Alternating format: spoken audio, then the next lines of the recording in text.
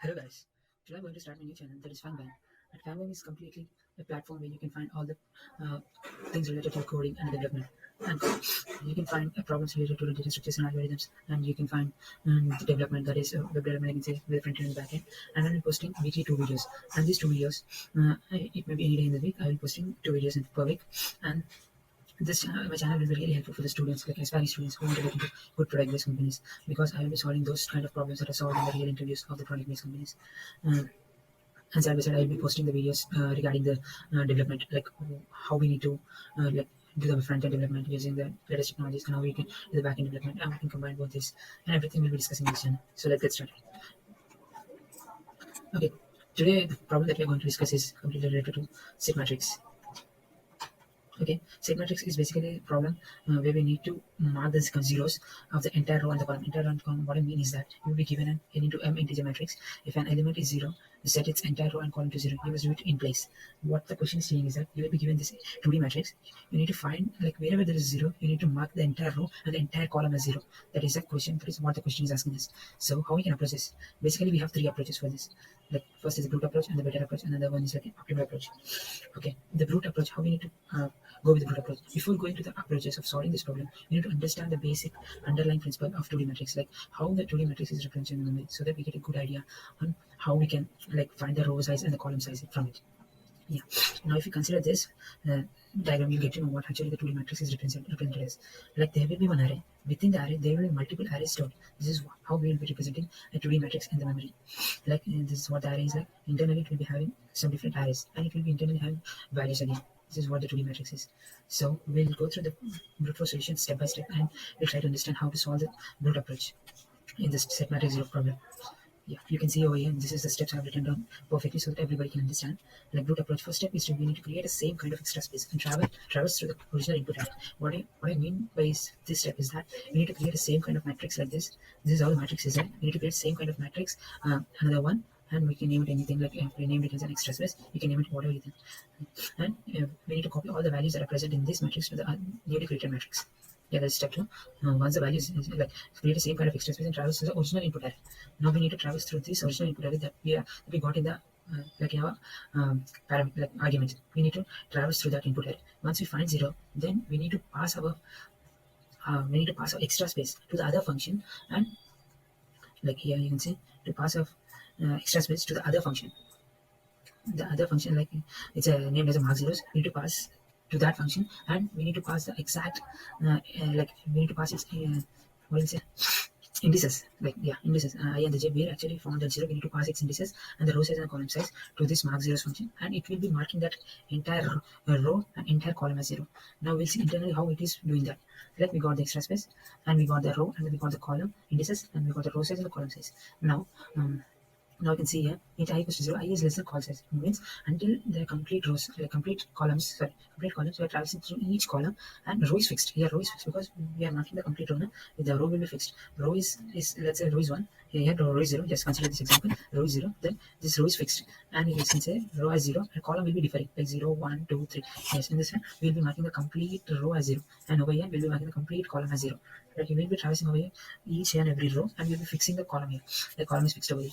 And in this way, we can mark the complete row and column as 0 in the extra space that we have created, not in the space input array, because it will be like, if we mark the zeros in the given input array itself, then that can lead to error. I will tell you that what error it will lead to is that if we have got this input array, if we mark zeros in this array itself, like here zeros, and if we have marked here zeros, then what happens over here is that once we have completed for this entire row, like in this element, we'll be moving to this element. Once we move to this element, here also there is 0, then it will be marking this entire row and this entire column and this entire row as 0. That will be wrong.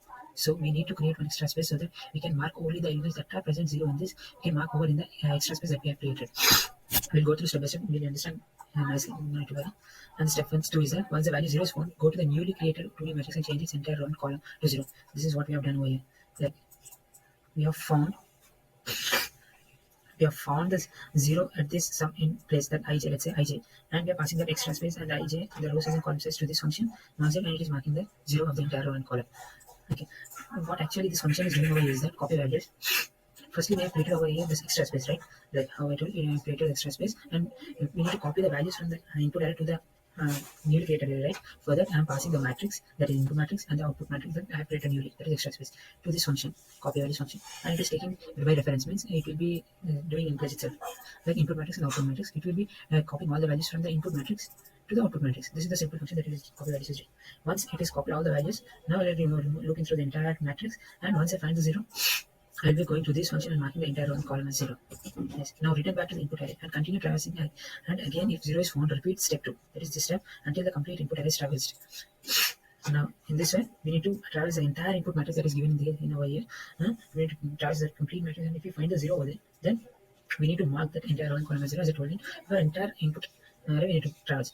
Once we have done all this process, now we need to move to the final step. That is finally copy back all the values of the newly created array values to input array and end the program. That is, we need to copy all the values and that we mark the 0 and extra space. We need to copy all those values into the input matrix. Why we are doing this? Because it has to do, we must do it in place. So we are not returning anything over here. Since it is a void, we should not return anything. So we are copying back all the values from the extra space to the matrix again. That is input matrix. Here, this function will do our work. And once it is done, we are returning from it. This is a good approach, and the time complexity and space complexity for this would be of nm, and space also would be of nm, because we are creating the same kind of extra space over there. Now, if we are coming to the brute approach, like better approach, sorry, this is a better solution. These are steps for it. As you can see, these are steps for the better solution. Firstly, we need to create two dummy vectors of row and column size respectively. This reduces the order size as compared to the brute approaches. This will be reducing because we are only creating one row and one column. Using that, we will be solving this problem. Now see how we solve this. Firstly, we need to get the row size and the column size. Once we get these two values, then we need to create a dummy row and a dummy column. Yes, we need to create only single vector, like say single row, one row and one column. Yes, we need to create those. The main motto, behind this solution is that we will be not using the complete vector, complete matrix again. We'll be just using the single row and single column. Wherever we find the zeros in the input array, we'll be marking its respective row and the column indices as 0 in the dummy row and dummy column. And that is what this steps explains over here. Right? Create two dummy vectors of row and columns respectively. Traverse to the given input matrix, and once you find the 0 in the input matrix, mark respective row index and column index value as 0 in the dummy row and dummy column vectors, not in the input. So you need to mark it in the dummy row and dummy column vectors. We'll be coming over here and we'll be traversing through this. You can see step 2 and step 3 over here. Once we find 0, then we'll be marking in the row as 0 and in the column as 0. A will be row and J will be column, right? So marking 0 over here and 0 over here. In this way, we'll be marking complete dummy row and dummy column as 0. Once it is finished, now other step we'll go through steps. Now repeat the step 2 for the entire input matrix. We have done that one. Now traverse through the dummy row and column. We need to traverse through dummy rows and columns. And while traversing, if you find both values as 0, then mark the entire row and column as 0 in the given input matrix itself. Like I will explain what actually it means. Once we are done over here, now we need to go to step 4, that is traverse dummy. We need to traverse the dummy rows and columns. We will be passing the matrix and the dummy row and the dummy column. This is a traverse dummy function that I created. We need to pass that input matrix and the dummy row. We have created the dummy column. Now we need to get the row size of the dummy and dummy row size and dummy column size, and we are traversing through this dummy row and dummy column. This is the looking through statement, like we are traversing through it. If we found, and you can check here, and dummy row of I equals to 0 means dummy rows, let's say the dummy row first index and dummy column second index, these both are 0, then we need to mark that entire row and column as 0. So that's why I'm using and. It should be both should be 0, like row should be 0 and column should be 0. In that scenario, I will be calling this function mark zeros again. Mark zeros, what it does, mark zeros is nothing but the previous function what you have created. We'll be marking the complete row and the complete column as 0. This is what is happening over here.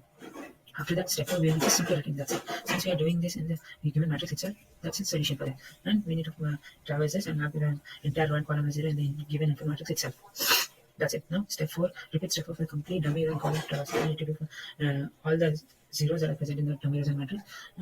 And finally, once done, required answer will be stored in the given input matrix itself. And we can return from there. This is the better solution. Now the time complexity and space complexity for this solution will be O of n into m. Time complexity and space complexity will be O of m plus n, because we are just using only single row and single column. We are not using complete space. So this is a better solution. And there is another optimal solution for this, but I will be not discussing that solution. Since I have explained you through this kind of steps, you can easily, I will be posting the steps through and the better solution steps in the description. You can find from there, and you will be getting the idea. And try to find the solution for the optimal using your own thinking logic. thinking. Like the steps for the better optimal solution would be like we'll be using the input matrix itself. We'll be not touching like creating any other extra spaces. Like we'll be considering the first row and the first column in the input matrix only as a dummy row and dummy column, and we need to traverse to the back side of the given input matrix. From the last row and the last column, we need to traverse back to the first index and first column. Like we need to leave the first column, first row, and we need to traverse only the left row part from the reverse order. In this way, we need to traverse. While traversing, we need to mark the, like if you found any zero, we need to mark its respective column and row as zero, and we will be finally traversing that in first row and the first column and marking all the zeros in the input matrix.